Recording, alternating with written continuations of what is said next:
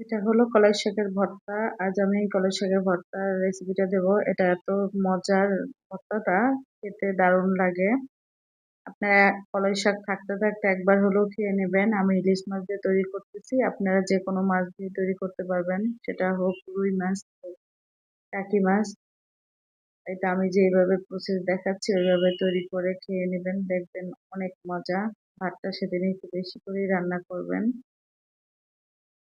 আমি শিলপাটায় ভর্তাটা বেটে নেব। ইলিশ মাছের মাথাটা আর বাটবো না, তাই আমি এটা খেয়ে নিলাম। শিলপাটা রেডি করলাম, যাতে ইলিশ মাছটা বেটে নেব।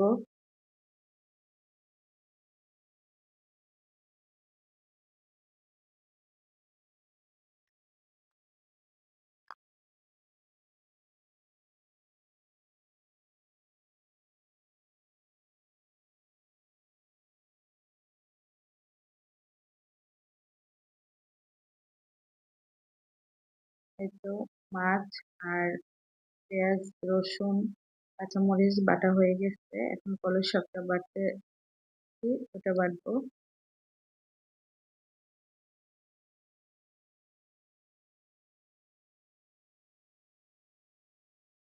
খেতে কিন্তু ভীষণ মজার। লাস্টে আমি একটু কাঁচা পেঁয়াজ আর শুকনো দুটো মরিচ দিয়ে দিব। এতে হবে কি, টেস্টটা আরো বেড়ে যাবে।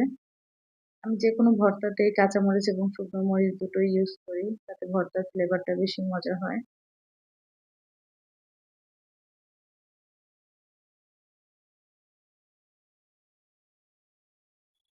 শিলপাটায় যে কোনো ভর্তা বাটলেই ভর্তার টেস্টটা অনেক অন্যরকম হয়। আর এই তো কলের শাকের ভর্তাটা সত্যি অনেক মজাদার। কলের শাক থাকতে থাকতে একবার হলেও খেয়ে দেখবেন। লাস্টে আমি একটু সরিষার তেল অ্যাড করে দেব।